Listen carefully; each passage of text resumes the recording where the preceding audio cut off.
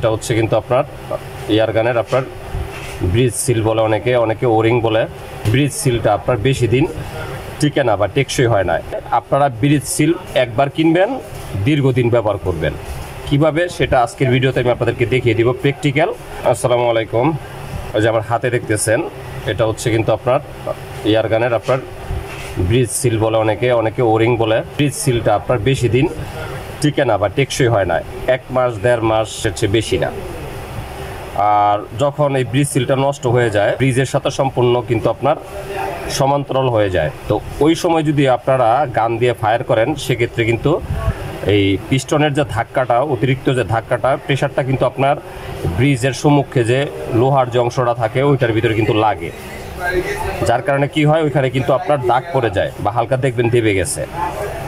তো এই সমস্যাটা যেন আপনাদের না হয়, আপনারা ব্রিজ সিল একবার কিনবেন, দীর্ঘদিন ব্যবহার করবেন। কিভাবে সেটা আজকের ভিডিওতে আমি আপনাদেরকে দেখিয়ে দিব প্র্যাকটিক্যাল। এবং আমি নিজে এই পদ্ধতিতে দীর্ঘদিন যাবৎ ব্রিজ সিল ইউজ করতেছি। আলহামদুলিল্লাহ, আমার গানে কোনো প্রকার প্রবলেম নাই। তো সবার প্রতি একটা রিকোয়েস্ট থাকবে, ভিডিওটা শুরু থেকে শেষ পর্যন্ত দেখবেন। আমি আশা করব আজকের ভিডিওটা আপনাদের সবারই ভালো লাগবে। ভিডিওতে লাইক করবেন, ভিডিওটা বেশি বেশি সবার মাঝে শেয়ার করবেন। তো এখানে এটা হচ্ছে আমার নষ্ট একটা ব্রিজ সিল। মূলত এটা দিয়ে আমাকে কাজ করতে হবে। আর যেই জিনিসগুলো লাগবে সেটা হচ্ছে, এখানে দেখতেছেন, এটা হচ্ছে একটা পেস্টিং আটা, একটা কলম লাগবে, একটা ইন্ডিকেটর নাইফ লাগবে। আর এটা হচ্ছে আপনার মোবাইলের ডিসপ্লের উপর যে গ্লাস লাগায়, গ্লাসের উপর যে লাল পেপারটা থাকে, এটা হচ্ছে এই পেপারটা। আমি এখন যেই কাজটি করব মনোযোগ সহকারে দেখেন। আমি এটা সাইডে সরাই রাখলাম, এটাও সাইডে সরাই রাখলাম। এটার নিচে একটু দেখেন, আমি গ্লু দিয়ে নিতেছি।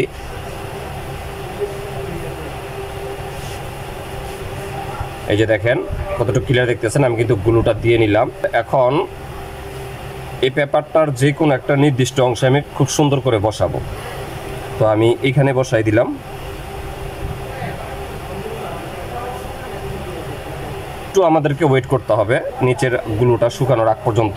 এখন আমাদের লাগবে হচ্ছে পেন্সিল লাগবে। আমি আপনাদেরকে বলছিলাম যে কলমের কথা, আসলে কলমের দাগটা এটাতে উঠে না। এই যে সিলটা আমি এখানে বসাইছি এই প্লাস্টিকটার উপর, এখন কিন্তু এটা নাড়াচাড়া করবে না, যে আপনারা ঝাঁকি মাকি দেন। এখন কি করব, এই পেন্সিলটা দিয়ে ব্রিজ সিলটার যে আউটার অংশ অর্থাৎ বাহিরের অংশে সর্বপ্রথম আগে মার্ক করে নেব। এবং মার্কটা এমনভাবে করব এই সিলের সমান যেন হয়। পেন্সিল দিয়ে দাগটা দিয়ে নিতেছি, আপনারা দেখেন।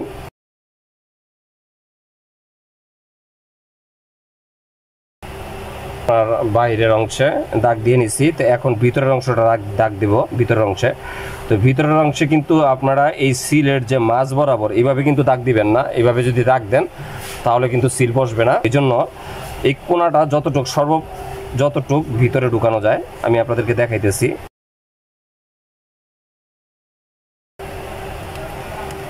তো এখানে দেখেন, আমি অলরেডি আমার কাজটা কমপ্লিট হয়েছে। এখন আপনাদেরকে দেখাই।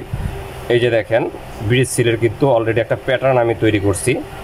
তো এখন কাটবো। তো আপনারা কোন জায়গা থেকে কাটবেন? সর্বপ্রথম আপনারা ভিতরে কাটবেন, এই অংশটুকু কাটবেন, তারপর হচ্ছে বাইরে কাটবেন। তো আমি আপনাদেরকে দেখাইতেছি।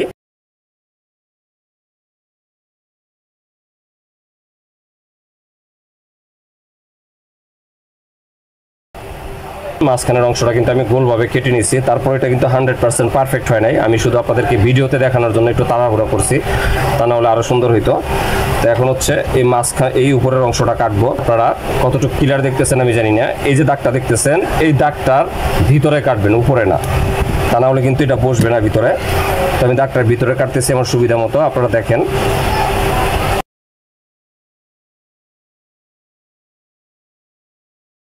তো দেখেন, এই যে এখান থেকে কিন্তু আমি এই যে সিলটা দেখতেছেন, এই যেটা কিছুক্ষণ আগে ড্র করে আপনাদেরকে দেখাইছিলাম, এটা কিন্তু আমি কেটে নিছি।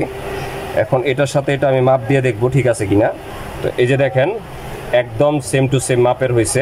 এই ছিল ভাই আজকের ভিডিও। আর এখানে আপনাদেরকে একটা কথা বলে রাখি, আমি আমার মতো করে এই সাপোর্টটা তৈরি করছি ব্রিজ সিলের জন্য। আপনাদের মাথায় বা আপনাদের জ্ঞানে যদি এর চেয়ে আরও ভালো ধারণা থাকে, তাহলে আপনারা ওই মোতাবেক আপনারা এই সাপোর্টটা তৈরি করবেন। তো এটা তো আমি আপনাদেরকে এখন বানায় দেখাইলাম। তো এই সাপোর্টটা আমি আমার যে গান, এই গানে প্র্যাকটিক্যাল বাসায় গিয়ে এটা রিপ্লেস করে আপনাদেরকে দেখাবো যে এটা কতটুকু কার্যকর বা কতটুকু কাজ করতেছে। দেখেন আমি কিন্তু অলরেডি বাসায় আসছি, আর এই যে হচ্ছে আপনার এই যে সিলটা দেওয়া যায় ক্লিয়ার। তো এই সিলটা আমি এখন এই যে ব্রেক করব। তো একবারে প্লেন হয়ে গেছে, আপনারা কতটুকু ক্লিয়ার দেখতেছেন আমি জানি না। এই যে দেখেন একদম প্লেন হয়ে গেছে এবং অলরেডি কিন্তু এখানে একটা স্পট পড়ে গেছে, দেবে গেছে। তো যাই হোক, এই যে দেখেন আমি এখন এটাকে খুলবো, এই যে খুললাম, এই হচ্ছে সিলটা, এইটাই আমি রিপ্লেস করব পুনরায়। তো এটা আগে আমাদেরকে রিপ্লেস করতে হবে, যেটা আমি দোকানে বানাই কিন্তু আমি আপনাদেরকে দেখাইছি। তো এখন যে কাজটি করব সেটি হচ্ছে এই যে দেখতেছেন আঠাটা, এই আঠাটা কিছু পরিমাণ আমি এটাতে দিয়ে নিব।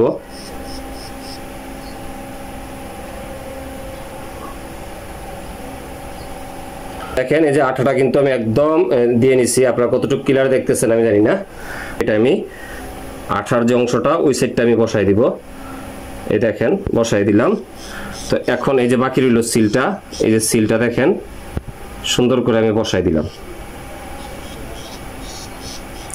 এবার আপনারা লক্ষ্য করেন, যদি আপনারা একটু লক্ষ্য করে দেখেন একটু সাইড থেকে ক্রিস্টাল ক্লিয়ার লক, আমি সামনে থেকে আপনাদেরকে দেখাইতেছি। এখন কিন্তু সমান্তরাল নাই, 100টা পরিমাণ কিন্তু বাইরে চলে আসছে। তো আপনারা চাইলে কিন্তু আপনারা এই সমস্যাটা সমাধান করতে পারেন লাইফ টাইমের জন্য।